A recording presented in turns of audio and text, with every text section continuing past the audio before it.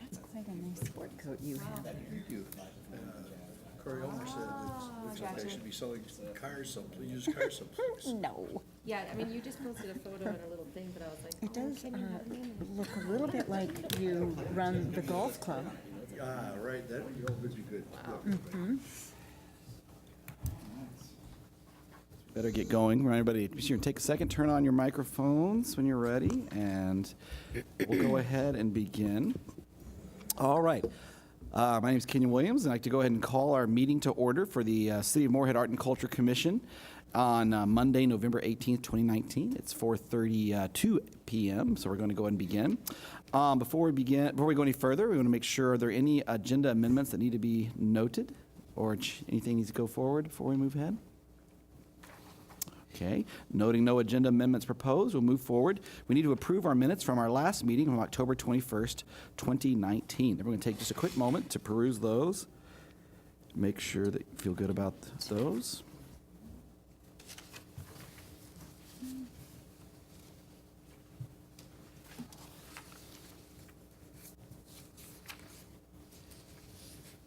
Okay.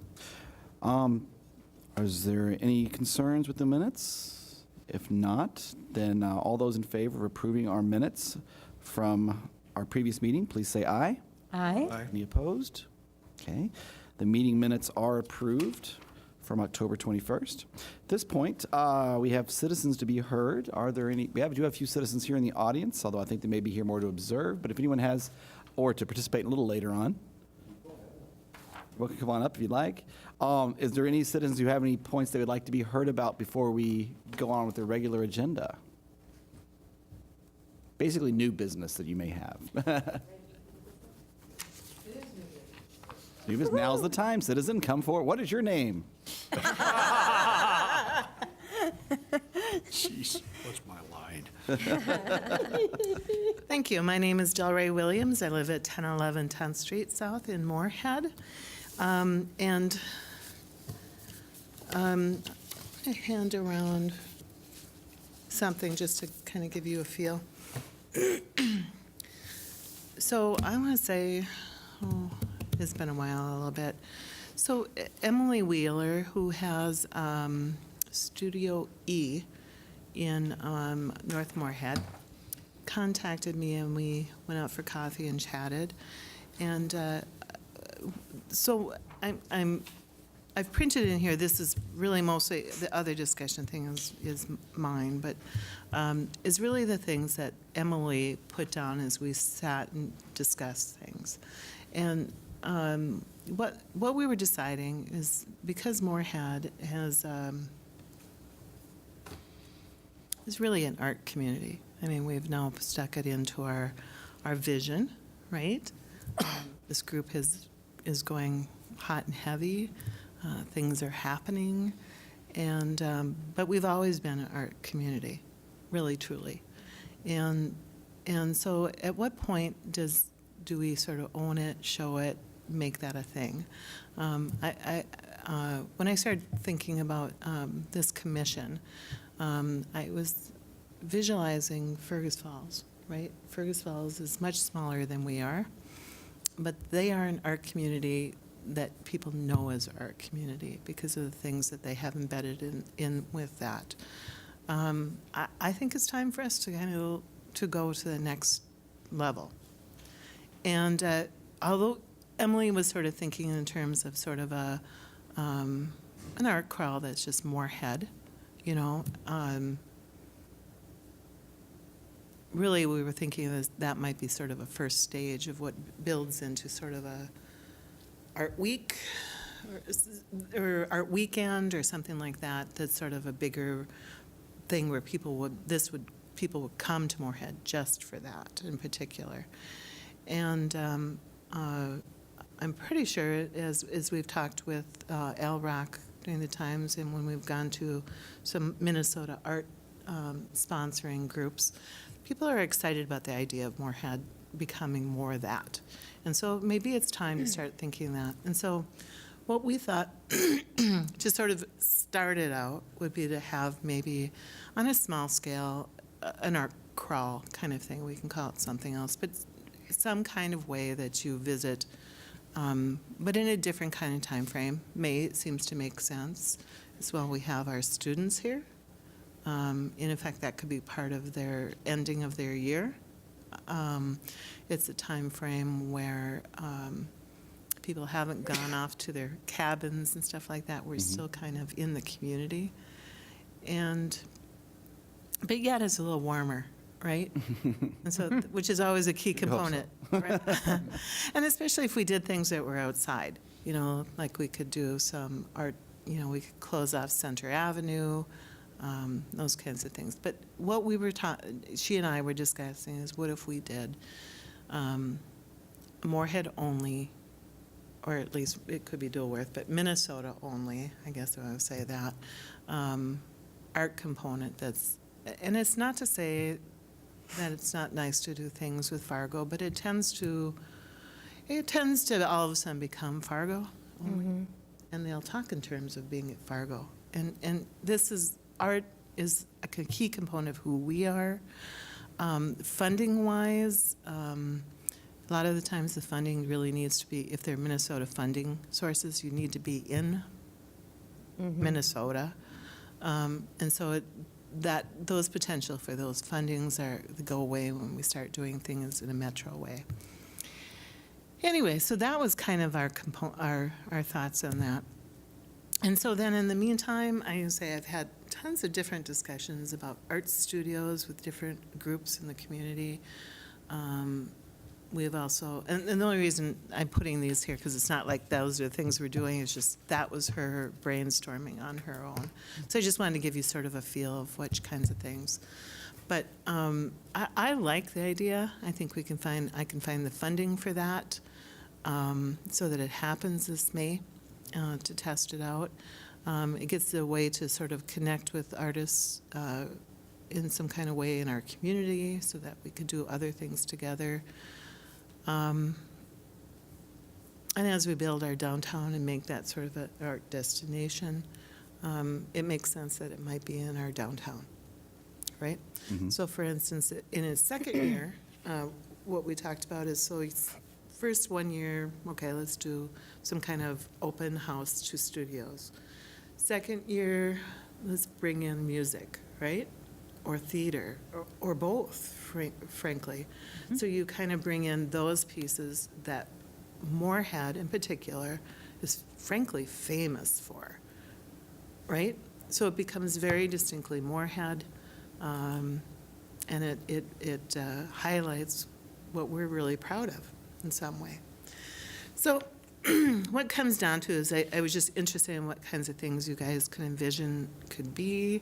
I'd like to have somebody from the city on it so that there's a connection. Ideally, it makes sense that it would be somebody from this group, so that there's some connection. You can be the connection to the city council, but, it's all about who's on here at that point, sort of some degree of connection that way. I've already had some discussions with Chris Volkers, met with Chris and Kim and Christy earlier.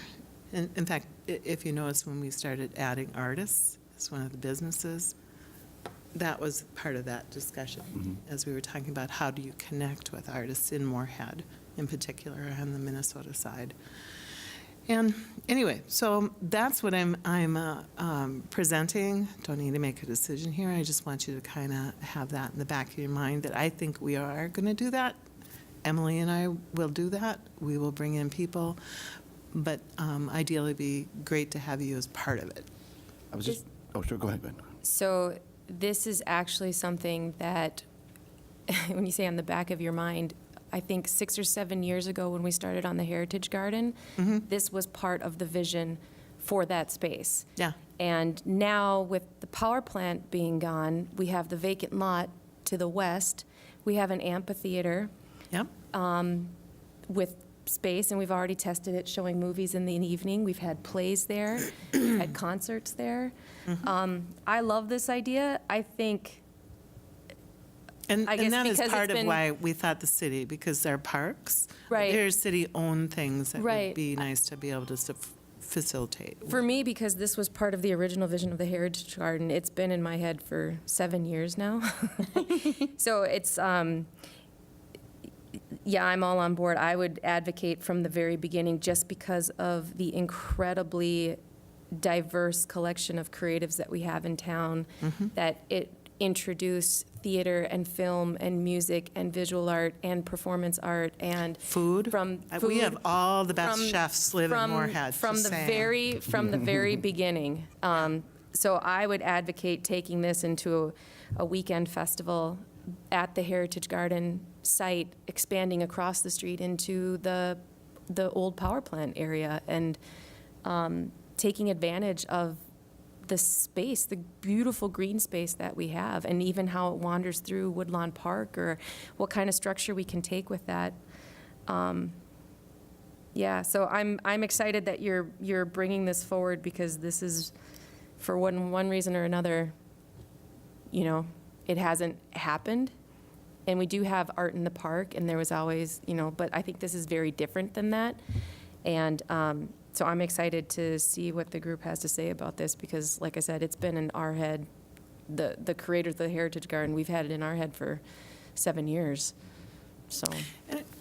Now, I love art in the park, but I think the differences are a little bit, this would be a group that's not the city, right? And the city will always kind of feel like they're limited, because it's not what they do, right? I mean, they'll try to facilitate certain pieces of it. Parks Commission will do that along with, this group. But I think to make something really big, you need to involve the whole community, which means that, there'll be segments that it would be great to have a real variety of people involved in it in some way. And that kind of brings down to the Moorhead Art Council.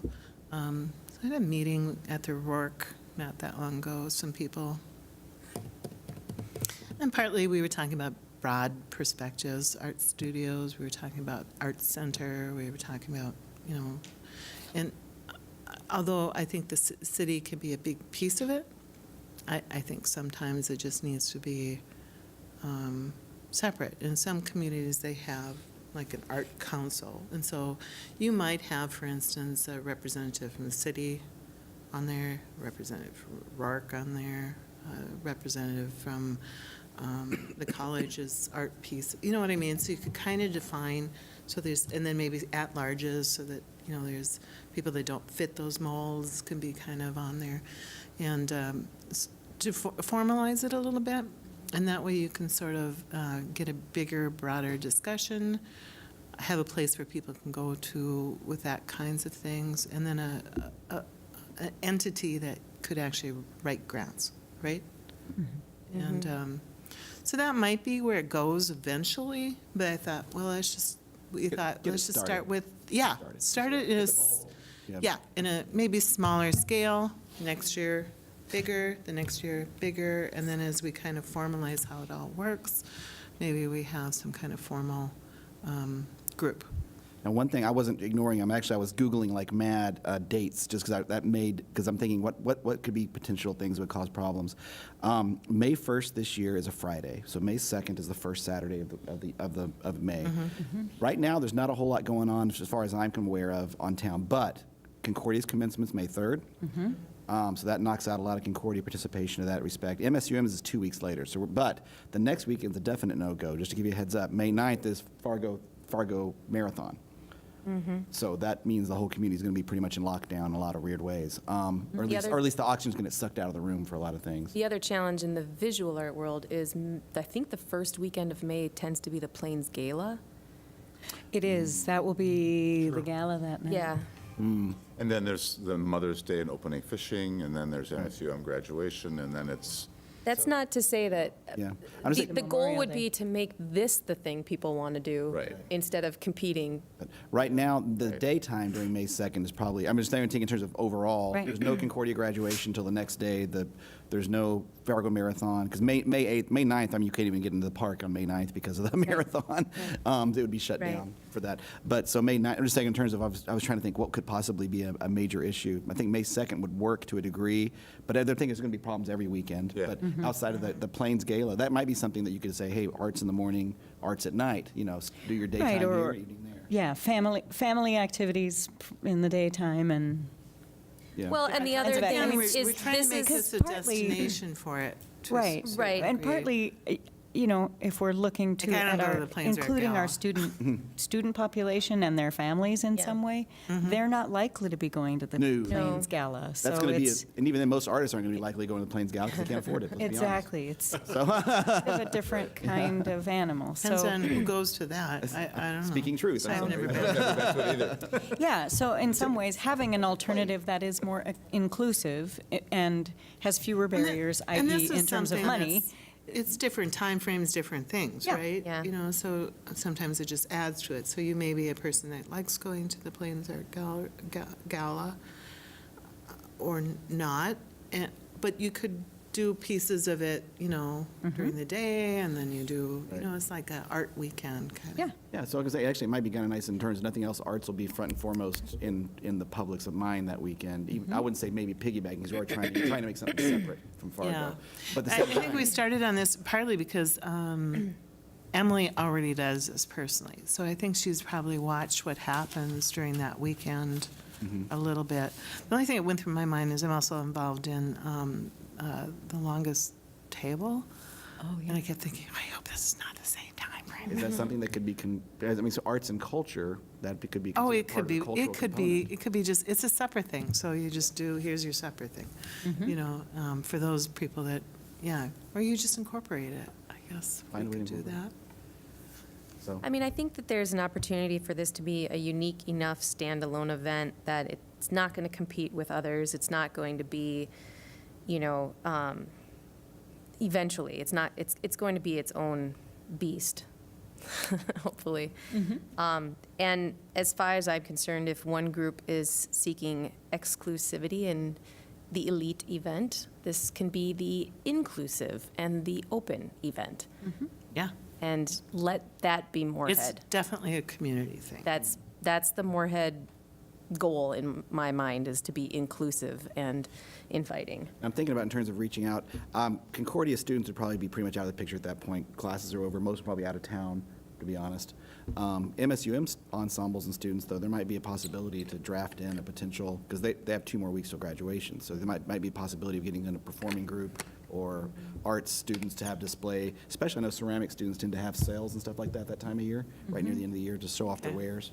That's too But bad even- about Concordia. I just don't want to go too far because it's cold. Yeah, Right, get right. cheaper. But even thinking too in terms of the colleges, MSUM having the film program that they have, in the evening when the sun goes down, show their films in the park. And they'll have You know? student, actually, about that time of year, they usually have a film showing have in the senior Weld. showing, There's yeah. no reason why, maybe talk to them about, could you be willing to do it outside, and we set up the screen and do And it could be incredibly convenient when Weld is being reconstructed, essentially. Yes. Hopefully.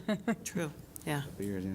But anyways, it might be, so yeah, so I'm saying it's actually a nice time of year, at least for MSUM students, because there are projects that are done, that are ready to be shown in public.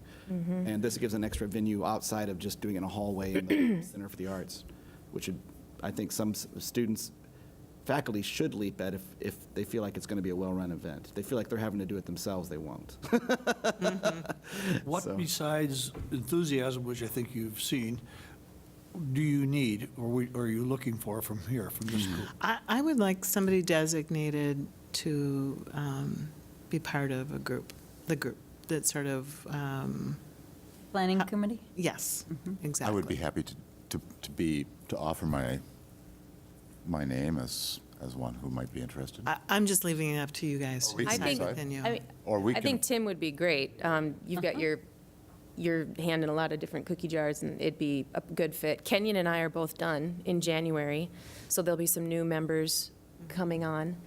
I mean, everybody up here would be great, but Okay. since Tim Then is it makes sense, volunteering, somebody, yeah. Yep. Like Tim, up to you guys. I will definitely be involved on the, We'd not as all a like city to do person, Yeah, but it doesn't yeah. have to be in that concept. Right. But I just wanted to make sure that we had somebody that you, if you were interested, we would have somebody from here, because it just made sense to have somebody that could report back, give you an idea what's happening, and also give perspective, right? Yeah. I nominate Tim. Owns him. I second that. Those in favor of Tim acting as a liaison for potential Moorhead May Art Festival Day, say aye. Aye. Opposed? Thank you. I'd be happy to, since I'll be a civilian, I'd be happy to act as a liaison for MSUM outreach if you need connection for that, for art and music or whatever, theater, whatever I can do to help. And if the Heritage Garden looks like a desirable site, I can help with that, Okay. however I need to. Sounds good. Great. So, I'll hear from you then. good deal. Yes, and I might hire somebody to, Can we ask what because I can kind of suck as far as finding my time, but. at this point, what do you see as your next steps in terms of, like, are you thinking about securing funding? Are you thinking about organizing volunteers to run, to bring in venues and planning? Yeah. I think at this point, I'm not looking at funding, just because of the time frame.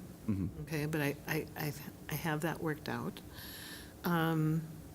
But probably gathering folks that want to talk about the dynamic, connecting with artists who would be, that have studios, that kind of thing, and maybe deciding if we want to do something beyond it, test out something beyond it that day, that weekend too, and what could we, so starting to get the word out to art organizations and artists in the community as much as we can, so that we can kind of connect with them, but also in the very beginning, we'll want to put together some people to sit and talk about how we want to do it.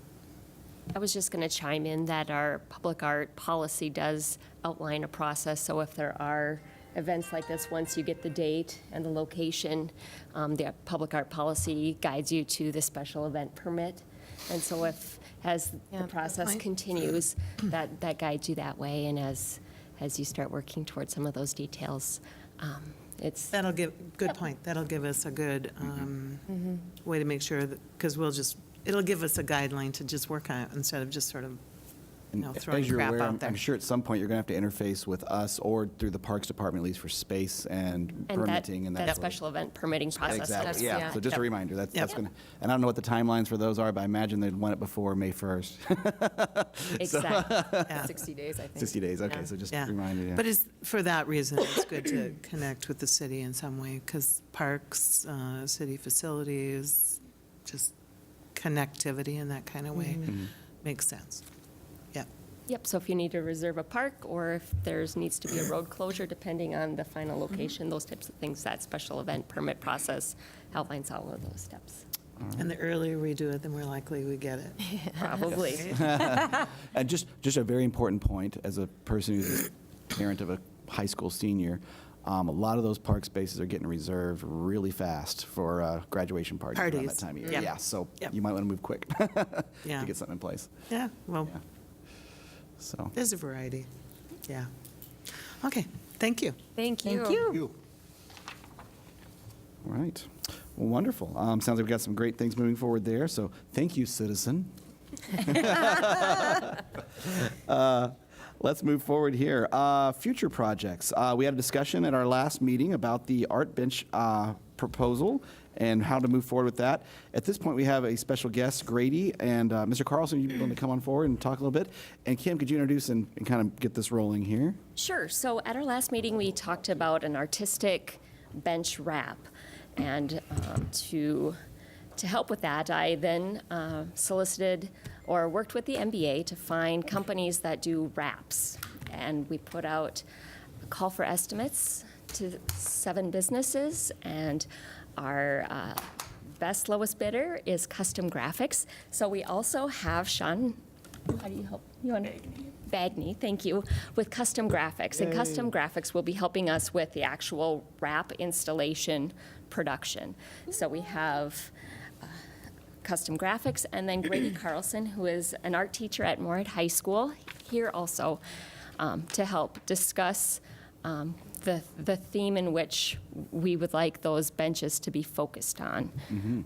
So last meeting, we approved having artistic benches. Now it'd be nice to have some guidance as to what that content or how we envision those to come to fruition.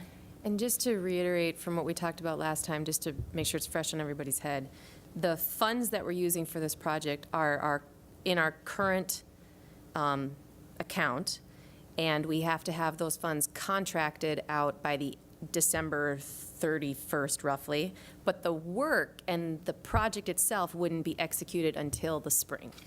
Right. So we that have is- all winter to acquire the artwork and go through some kind of jurying process or whatever. Exactly, exactly. So once we enter into a purchase order agreement to have the work encumbered, that's the trigger that we've got it already designated for a project. Based upon the budget, how many benches are we talking about being the final number? We'll be able to do all 7. All with- 7, okay. With what Custom Graphics was able to offer So in other us. words, it could be a scat. Last time we were discussing, those you weren't here, we were discussing, should this be different, every bench different? Should it be a theme that they all kind of carry through? And that's one reason why we wanted to see what your thought and input would be, and obviously encourage you to encourage your students either way. But since we have all 7, that's a pretty wide swath of space to cover, so that's great. Okay. And I'll also note that because Custom Graphics was so competitive with the bench wrap, that we're also exploring another option if we could, see if we could do a utility box, a traffic signal box that's under the city's jurisdiction. So Great. we'll see where that leads, but it's nothing to be promised at this time. Right. So you want me to touch on this a little bit? Sure. Okay.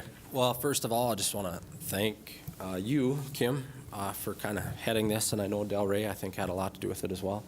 And I don't know, is there a lot of other people I'm missing, or there's probably a ton of people that have worked on this, but I know you were the one that approached me, being one of the high school teachers here in town, and I'm just very excited to be on board with this project. Let's see. I guess based on the timeline, I kind of think it would be definitely appropriate to kind of include a class that I have coming up. It's an advanced art class, so kids that have, a lot of students that have worked very hard to get to that point in their art careers at the high school.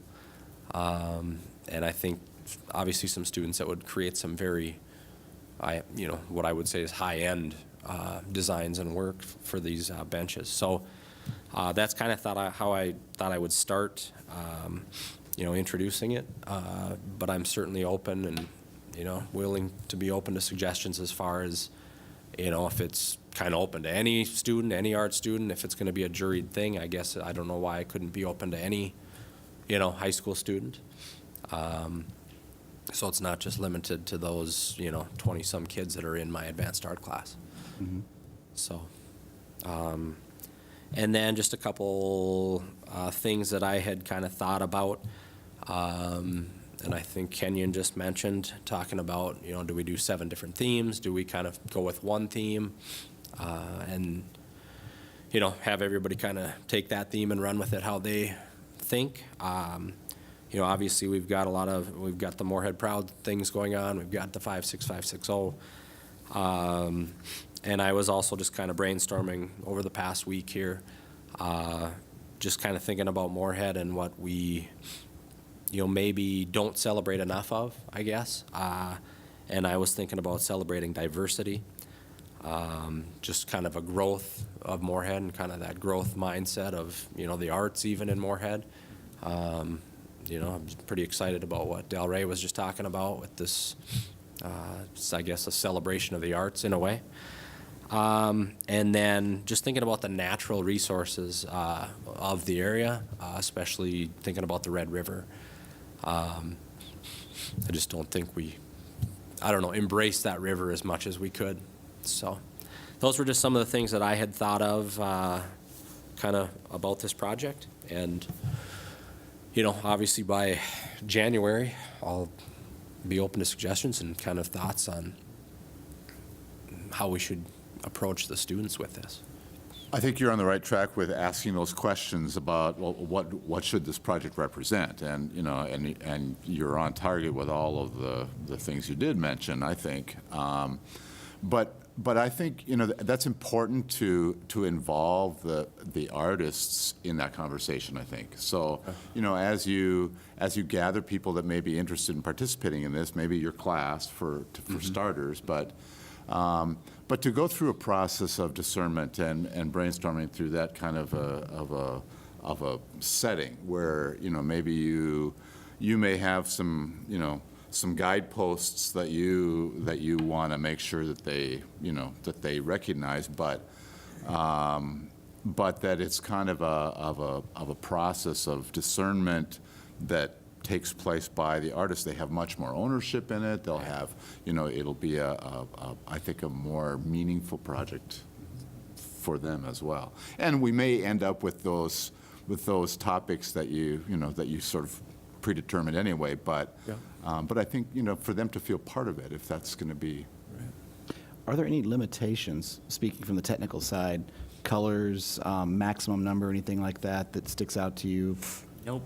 Because when we dealt with the water towers, it's like, okay, we can only do this many colors, this much space, So I just want to make sure we're not dreaming beyond. We're able to print full color. It's just a matter of knowing what your medium is going to be to ensure that we're able to either scan the art or if it's produced within a different computer system, that we're on board with that. And that's easy to nail down early on. So One question I had too is does the artwork have to be scanned, or can a photograph be taken of the artwork and then used from a photograph, or does it have to be? either way. Okay. Yep. I think I like what Tim was saying about bringing the students in on the conversation about what they think the theme should be. And I think we have the timeline to do something like that, but you're the one teaching the class and you're the one meeting with them, so you'd be a better judge of that. Yes. But what you listed, the one that stood out the most for me, because this is going to be coming from the students, is the diversity aspect. And I think they probably experience that more than anybody in our community, because they're in the mix, they're doing it every single day. So, if we do have to proceed by giving a theme or something, I think that's one that is both broad enough that they could really sink their teeth into, and personal for them, that they could give insight that maybe the adults and the rest of us don't necessarily have. Right.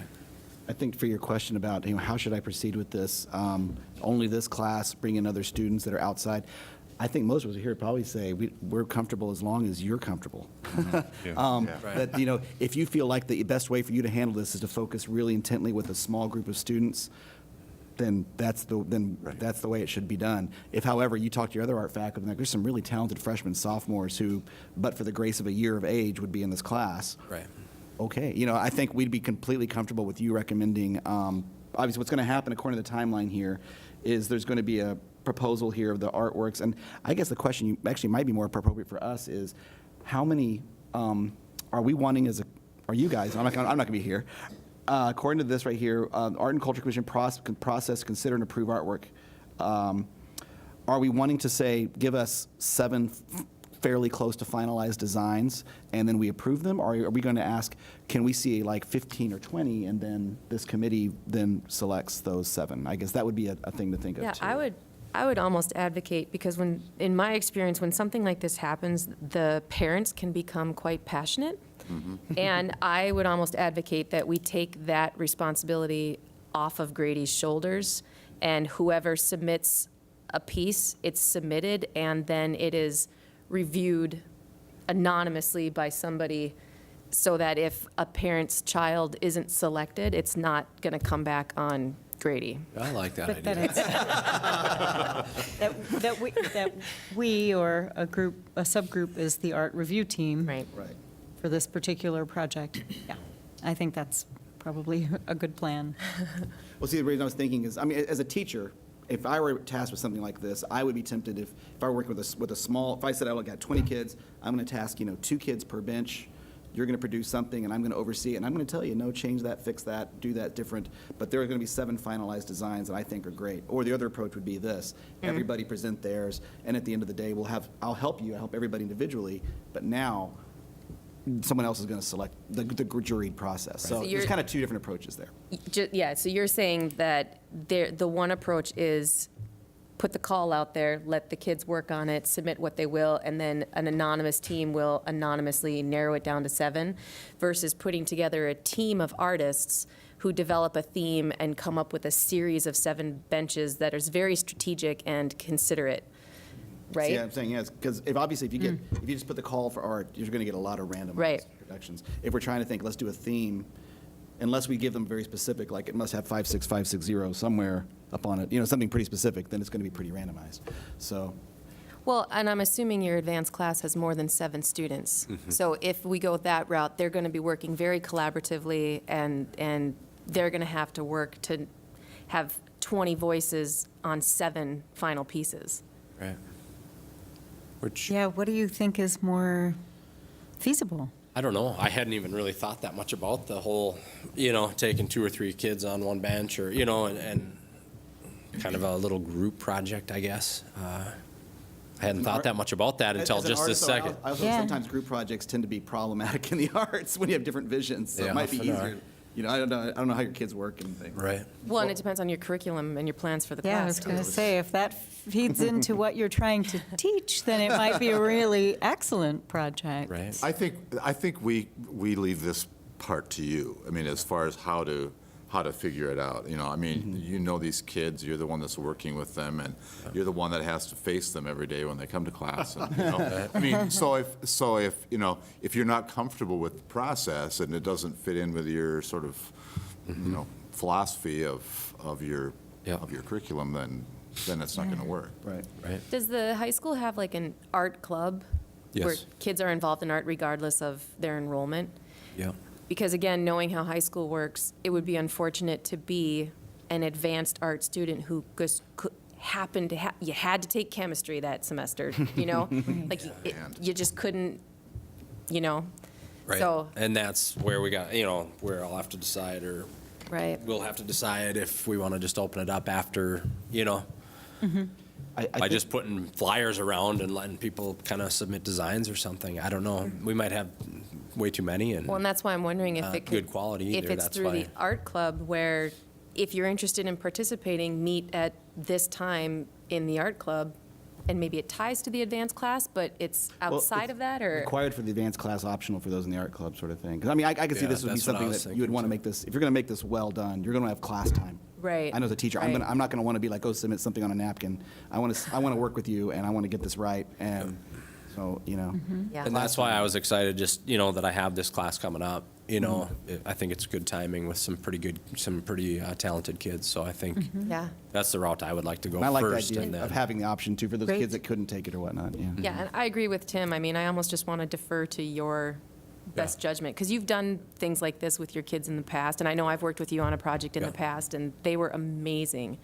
So, if you just want more time to just sort of roll it over and. Maybe come back next month and you say, this is kind of give us a little bit of an idea Yeah, of what you we think can the do that, proposal will be. too. So now that we've shot you some ideas, bounce them back. Right. Certainly. Can I ask, though, I think one thing you were asking specifically of us was, do you want, I'm guessing this is right, do you want us to present you with a theme, or do you want to say, just let the kids go with a general Moorhead theme? Right. Is that something you want That's from us, something or do you feel like you want to do that yourself? I don't know, I guess, to be honest with you.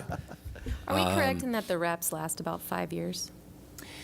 So they should. The thing that worries me is we typically don't wrap items that have so much human contact and are so accessible for just being tampered with. Right.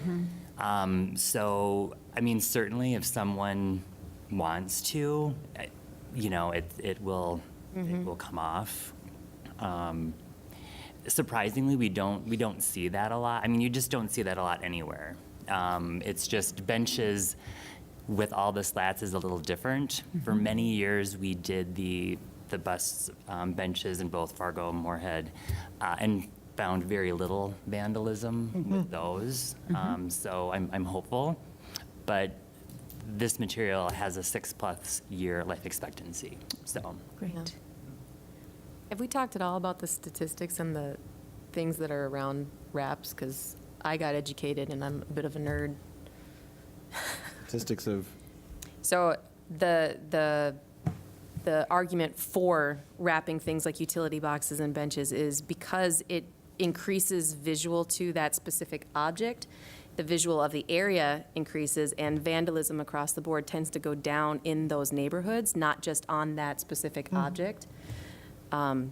Statistically, it's been proven again and again. So it's one of the main reasons why, aside from the impact versus the economics of it, because it's a relatively inexpensive process that has a large visual impact within the neighborhood or the community, it's one of the reasons why there's so many cities that are wrapping utility boxes and utility-type objects, is because it has been proven to decrease vandalism and crime in general, because it raises awareness and visibility within the neighborhood, so. Get their eyes up. Art repels crime. Art man. I believe in that. But I think the average person recognizes that and respects that, and so when you talk about, like, there is a surprising lack of vandalism towards wraps because people like them. They're fun and it brightens up the neighborhood, so. Do we want to make a proposal towards a specific theme, or just allow students to kind of work within their own? I guess here's a question, I guess, for us to, because we really ought to help guide this to some degree. Do we want to have 7 benches that have some relationship to each other, or do we want 7 benches that are all individual connections to Moorhead individually? I'll repeat that. Well, this is a part of our Moorhead Proud initiative, correct? Being able to have that funding. Oh, I got it. Okay, it's just stuff we're doing. Got it. Okay. Well, in that case, I'm always really most interested in what the artists are excited to make. Do some interpretation. To me, that palette then ends up being so much bigger than it could be from me or even a committee of people. I just think sometimes letting artists sort of dream about what they would like to share with the community in this form is like. Yeah, and that's why I there's- asked about how long it takes, because going to the students and saying, what would you want there for 5 or more years is a big question. Right. And if the students, especially, if they get to learn and collaborate and go, we'd like to go with the theme, we'd like to do something. I mean, 56560 is not copyrighted, right? There are other things around town that and this brand narrative, is not something that we would say no, but that's proprietary to us. So there's a lot of freedom if they decide they want to take something that's already out there and then build on that. Of course, you kind of think it'd be okay to take a photo of a Coca-Cola sign and put that on there or something, but nevertheless, yeah. I think it's a great design challenge for the kids, and I like the idea as well of just going up to them and saying, hey, you get 7 benches to wrap. They're going to live there for at least 5 years. Yeah. What message do you want to give the people of Moorhead as high school students and the future of Moorhead? What should be there, Be a good idea to remind you, though, and actually, Kim, could we be sure and give him a copy of the public art policy we have? Because the students need to be aware, if they say, I would like to put poetry, I'd like to put words. Okay, there are guidelines for what can or cannot be, obscenity, things that might be in a negative light, political, blah, blah, blah, Yeah. blah. There is a guideline they'd have to be aware of for those sort of proposals. Certainly. So, yeah. I guess I just wanted to contribute that when we did do our Moorhead Proud call for art, we left it wide open. And I feel like a lot of the comments that we received, or at least I received, I don't know if people would bounce ideas off of you, but sometimes having things so wide open is hard for people to wrap their brain around too. So maybe this would be a question for you, Grady, as to would it be more helpful to, whether it's natural resources or diversity or something which can be interpreted in many different ways, and depending on the different types of art form, Yeah. I don't know if we at least try to I think. kind of set some parameters or not. Yeah, I think it would be certainly helpful. I mean, if I could just get a list of a few things that you guys have brainstormed that might be, good little themes. But I definitely think I'll still certainly do some brainstorming with the students as well. There are several themes we came up with in our art plan, master plan, that are listed, that you better get you a copy of that as well. You could run through with the students saying, these are things, and those are things that we're brainstorming with the community as a whole. Sure. Themes that we decided that, make Moorhead special, unique, And all of those, any one of those could be an entire series of benches, or all of them could be separate things too. So there's a great starting point there. Do have some pillars of, Yeah. I think part of it for me is, I want to give them the opportunity to have a conversation that's almost unrestricted and see what comes from That's that. And what if I we would can like then to do bounce first, back yeah. a theme, because I think the kids in particular, I mean, they perform for us constantly in the arts and in sports and everything else. I don't know how much they get to have total control, not total control, but I don't know how much they get to have that level of authority and to actually put their voice out there and we respond to that as opposed to them responding to us. So I kind of want to just give them the opportunity to have that conversation and see what they propose to us Certainly. instead of the Yeah, other way I around. don't have to bring up anything to them before we, kind of start up a little brainstorming conversation. Yeah. It's just kind of get their input and then compile that and, yeah. Same time, if you want to go and, like I say, be sure you get a copy of that arts master plan, then you can Yeah. say, okay, here's some things that the committee, the city in the past, and it's not coming from us. We actually just took community's input and created into a document, really. But here's some things other people in the city thought were interesting too. So Yeah. this might bring some more ideas, sparks. Anything would be helpful for that, yeah. All right. Anything else to add? Well, I think I'm excited. I can't wait to see what the I final am too. project is. Thank you. So, all right. Thank you so much for coming, both Yeah. of you. Appreciate your time. Thank you. Do we need to move to approve the bid or anything? No? All right, good. It's easy. Next on our agenda is project updates. Kim, you want to let us know what's there? Sure. So I'm sure you've all driven on Main Avenue at some time, but we have the Florence Clay Smith mural has now been installed. It was celebrated in an unveiling at the end of October. We're still waiting. Riverkeepers has their agreement signed, and so we'll be working with them to find out what their timeline is as they work on implementation this coming year. We met with Concordia, who would like to continue in some capacity. We're still figuring it out exactly what the path will be, but they would still like to be a partner with the Arts and Cultural Plan, or the MAP, sorry. And so I don't know exactly what that'll be. They didn't have a student champion yet, but we're still proceeding with conversations to continue that project, which is exciting. Nice.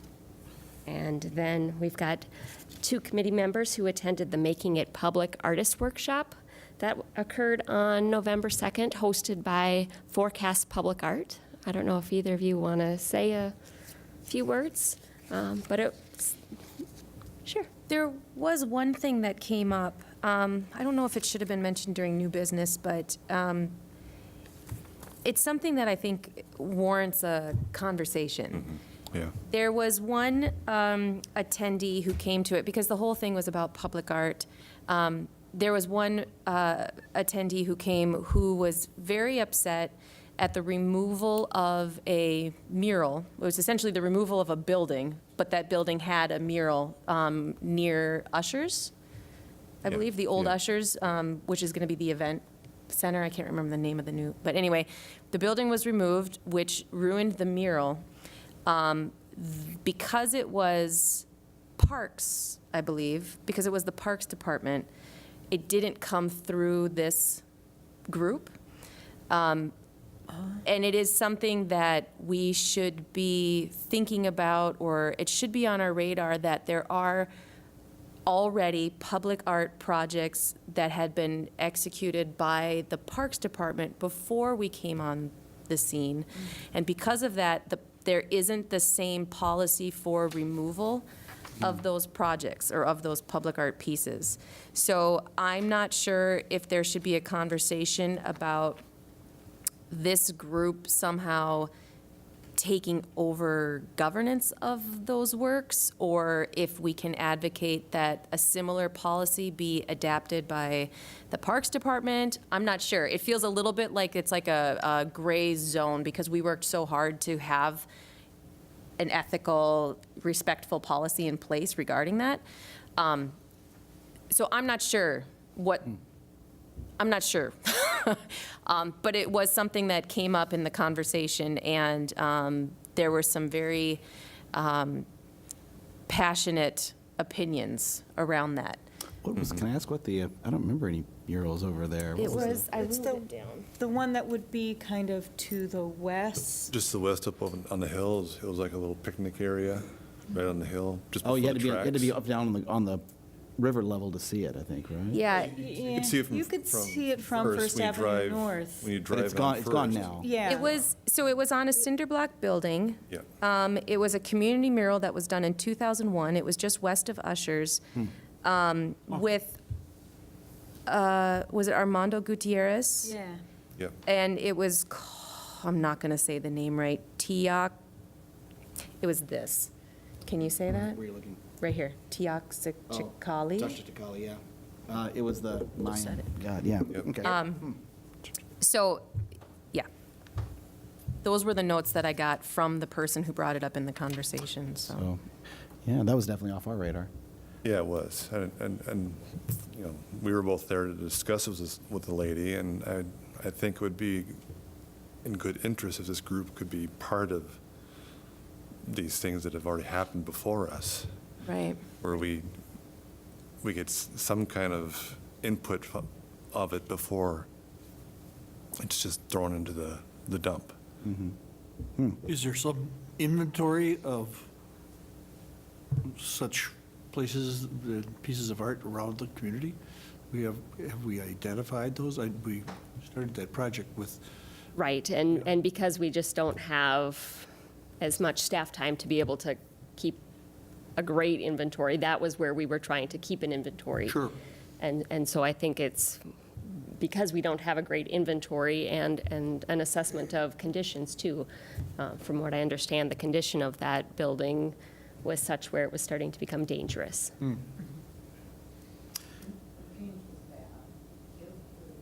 mural itself is one of this. So, It was not a thing to keep.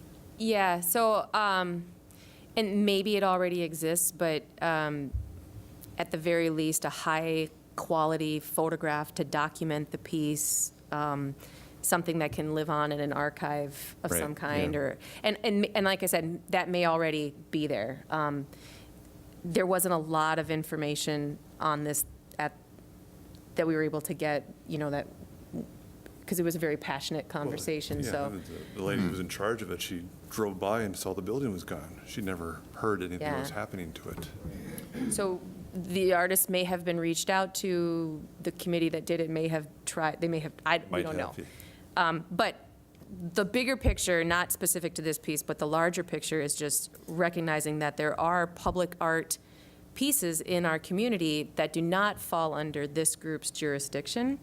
So do we want to bring them into our jurisdiction, which I don't know if it's even possible or realistic, or I just don't know. So I'm just saying that. That's art that was Yeah. created prior to any sort of signed agreement. Art that Exactly. was created prior to Yeah. any sort of understanding, especially if it's on, yeah, especially if it's on private land. Yeah. They have every right to do anything they want to, if, you know, Right. if the city didn't pay a dime to put it up there. I guess I'm thinking specifically about parks, because people view the Parks Department as part of the city, and they see us as the city's representative for the Arts and Culture Commission. So maybe it's just an education, you know, that needs to happen when these instances come up. I don't know.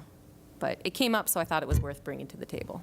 a conversation with somebody from the Parks Department would be the way to start right off the bat. Right. What have you got going?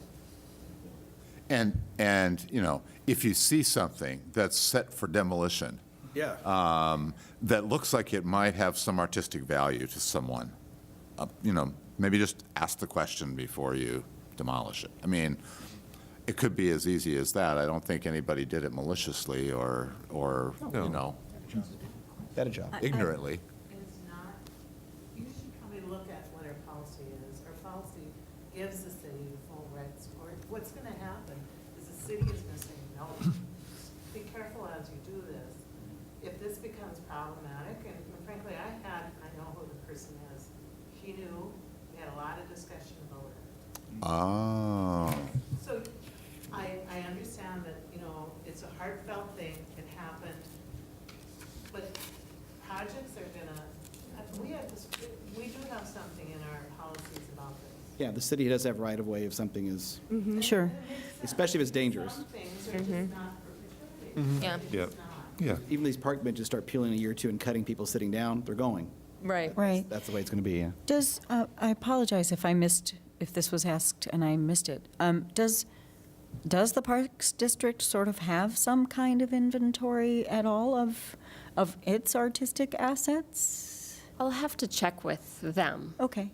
I mean, that just might be a place for us to start and just to have that awareness that if there are pieces out there, and if there are many, or if there are few, if they are new or if they are old, and whether or not our relatively newly adopted policy seems like a more appropriate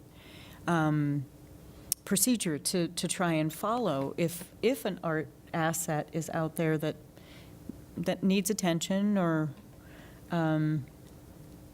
whether it's because it's old and needs to be replaced, or whether it's just in need of help. I'm sure that the Park District deals with that, so I'd be interested to know Sure. if there are any ways in which this group can be of help, because if there are two separate inventories and we're not really aware of how deep they are, that Right, and the That Parks just seems silly. Department, we're kind of the pseudo art people when, they have lots of cultural things on their parks and stuff like that. So they were the folks before this was established who did that. So I think it'll just be a matter of how they've inventoried it and see if we can marry it with what we're working on with Yeah. Concordia. And if something like that does come forward again, I mean, we can basically act as a little bit of, I hate to say it, but a buffer between the public and the Parks Department saying, we have to do this. And we can kind of say, well, yeah, you're right, it's good art, or it's great, but it's in bad shape, and we can give that person a chance to express their views, maybe even have a possibility of finding a way to save a part of it if it's a photo, or even just taking a chunk of it and taking part of that wall and relocating it to a slightly different location. But then at very least, we can hopefully take a little of the heat off the Parks Department if something like that happens again. Yeah, it would be nice to be of service to the Parks Department and not in conflict No, for no, whatever not at reason. all. Yeah. Yep. All right. Thank you for bringing that forward. That's important to know. Any other project updates there, Kim? I think you covered pretty much everything. I think that's everything. Okay. Before we adjourn, we need to definitely take a moment to look at the meeting date, proposed 2020 meeting dates. As you can see in your handout there, there's the back page. There it is. Proposing moving forward with mostly Mondays at 4:30 p.m., a few Tuesdays because of holidays. Does anyone foresee any potential concerns of the schedule? Well, and I'd like to note that as we had this year, we've had times where we're working on projects and we didn't meet every month because we would be kind of in process of different things. So there's also an alternative lower on the page that has an every other month meeting date. Not to say that we couldn't work on a special meeting if we would need to have something, but just to make sure that, honoring all of the time that you put in towards this committee to make sure that when we meet that we have things to be working on. And I guess even as we think about December, I know that we talked with Grady regarding the art bench project, but we don't really have, other than maybe conversations of our 2020 work plan, don't really have any action items for December. So if you wanted to take the December off and come back in January, or if you have any preferences or thoughts on meeting monthly compared to every other I month. personally like having the time reserved and set aside, if for no other reason than, like right now, I was thinking like, wow, okay, if let's say we took the every other month approach, then we're going to have some great potential things to discuss about this Arts Day, but we're only going to really have two possible meetings to discuss it, one of which is useless because it's about a week before it would occur. So we couldn't give any sort of help or guidance really to that. So that would be tough. Whereas you typically, when we did cancel dates, they tend to be in the summer when things are slowing down or we're just simply absent, to be honest. And that kind of has to be called in as an audible to some degree. Go ahead. I'm with Kenyon. Personally, if it's on my calendar, then I'm setting aside the time for it, and if a packet shows up in my email and I'm reading that and I'm prepared, that's great. And if it's canceled, that's fine. That's fine, too. And the optimist in me, Bonus. the optimist in me would like to wants to advocate to keep it every month simply because hopefully we get busier and busier. And I don't know what Kenyon has in mind, but hopefully we get busier and busier.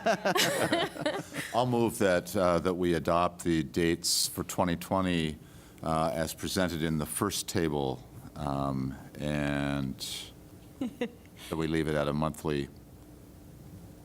Do you Monthly have a meeting. preference on the January and February due to the holiday? Does anybody have conflicts with the Tuesday meeting time? Yes, Okay. I'm going to be out of town. Would there be a different time? Yeah, Because I could maybe look at, if we wanted to look at the following meeting, there's a conflict because we're the 3rd, so on the 2nd and 4th are council meetings, so this room wouldn't be available. I could look at seeing if we could find an alternative location to meet on the next time, but then again, it would be in conflict with a city council meeting if anybody would have any conflict with that. one person should not. Right, but it's good Switch to stuff up. talk about it because as you get used to your calendar always being available on Monday, when I make that adjustment, it's something to note. Would it be Leave it? possible to do something like a doodle poll for just those two? Sure. And just see about whether or not a different Monday in a different location or the Tuesday of that week is better. I know that I have a standing meeting on the Tuesdays that's at 5:30. It just means a little bit tighter time, but the 4:30 slot is available. And so if that's what works best for people, but if it looks like we could actually have more of a quorum, if we pick a different Monday, then that's also possible. Okay. Thank you. Yep. All right. So tentative approval pending the doodle poll for the first 2 dates of January, February. All those in favor of that, of Tim's motion, say aye. Aye. Any opposed? Okay. Our final bit of information here, member reports and updates. If anyone has things they would like to share, things around the community heading into the very busy month of December, what do we have going on? Yes. Well, Theater B has a show opening day after Thanksgiving, and it'll run 4 weekends. So basically thinking about it, Thanksgiving to Christmas, or as we like to say, Thanksgiving to Hanukkah, because it's the last Schwartz. I thought, as I observe rehearsals, and it's quintessentially Jewish and completely universal. There we go. Jewish family is just any family, just a little more dramatic. It's really delightful. So you think, Yeah, obviously there's all kinds of theater and music and everything productions going on right now, so check your local calendars and see what's out there, support your local groups. I want to give a big thank you. I'm a member of the Lake Agassiz Concert Band, as is Tim, and yesterday we had a major benchmark moment for our group. We were able 2 years ago to be part of a consortium that commissioned the 9th and Final Symphony by James Barnes, who's an internationally recognized composer. And we were able to bring him to the community to conduct the piece. And it was the only time, or the first time, I should say, the first time he actually got to conduct that particular piece of music. So it was a very unique moment for him. It was a very unique moment for us. He's quite the character, so he had us on our toes for a few days. But in regards to the Lake Agassiz Concert Band, the event was supported by the FM Area Foundation, the Arts Partnership, and we were actually able to get a very generous donation by an anonymous donor. And I want to thank all the groups and the people who helped make that happen, because in our single performance, it was more than double the previous highest attendance we had ever had. So it's lit a fire under us, I think, and I'm hoping, and I'm seeing those little fires pop up all over Moorhead, and gonna burn it down. Stuff's happening. So I just want to thank everybody for their involvement and their momentum and their support for the Lake Agassiz Concert Band and for all the amazing creatives and groups that we have in Moorhead. And I just want to say, the concert was amazing. So props to the Lake Agassiz Concert Band. You guys were fantastic, and it was a delightful, delightful afternoon. Thanks for coming. And all of the shows are free and open to the public, which is such an asset to have in Moorhead. And if you don't know, the band rehearses at MSUM. Our concerts are at the Moorhead Middle School. So it is an FM group, but it is centrically Moorhead. So it's phenomenal. Other events taking place? Just remind everyone out there maybe watching, so many great things going into the holiday season. November, Moorhead High School's Matilda, of course, taking place. Concordia Holiday Christmas Concerts coming forward. MSUM's President Winter Celebration of the Arts on Friday, December 6th is a very big event for that campus. And then, of course, Holiday Brass, the Fargo Moorhead Symphony. There's so many great things happening. Go out. FM Opera, yes. Go out and support the arts. Mall and the Night Visitors, the opera, yes. There's just so much. There's no excuse not to see so much great things. Oh, Tuba Christmas, yes. At the mall, I believe it take place. So just have your, check out the Arts Partnership calendar. Lots of information there, yeah. One pitch, if I could. Sure. This week, at the end of this week, is the kickoff for our annual Caring Catalog. There are 86 nonprofit organizations who have come to us and have stuff online. This is an opportunity for them to answer a need for a specific project on it.